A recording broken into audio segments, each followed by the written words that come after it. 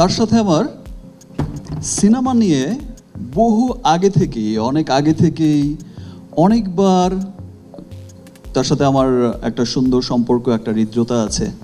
তো সিনেমা নিয়ে বহুবার কিন্তু তার সাথে আমার কথা হয়েছে। আমি শুধু মানুষটার কথা শুনতাম বিভিন্ন সময়, হয়তো যতবারই আমরা একসাথে বসেছি, ডিনারে বসেছি।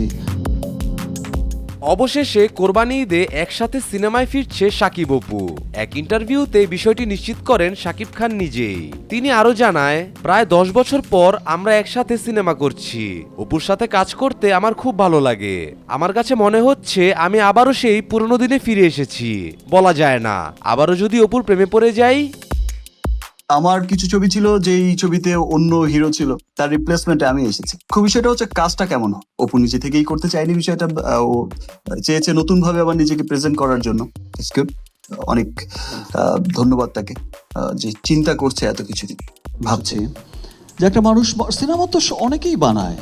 সিনেমা এখন অনেক ক্ষেত্রে গেলে দেখা যায় যে সিনেমাটা এখন এমন হয়ে গেছে, মাঝে মাঝে এমন কিছু দেখি মিডিয়ার কল্যাণে, এমন এমন মানুষ এমন এমন উক্তি করে সিনেমার ব্যাপারে, যে সিনেমাটা এত নিম্ন জায়গায় নিয়ে যাচ্ছে, মানে কি বলবো সেটা আর নিজের বলতে গেলে নিজের মানে উপরে থুতু দিলে তো নিজের গায়েই আসে, সেটা নিজের কাছেই লজ্জা লাগে।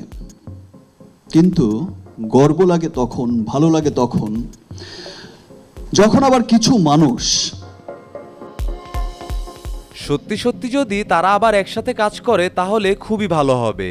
দর্শকরা প্রায় 1 যুগ ধরে অপেক্ষা করছে শাকিব অপুকে আবারও একসাথে দেখার জন্য।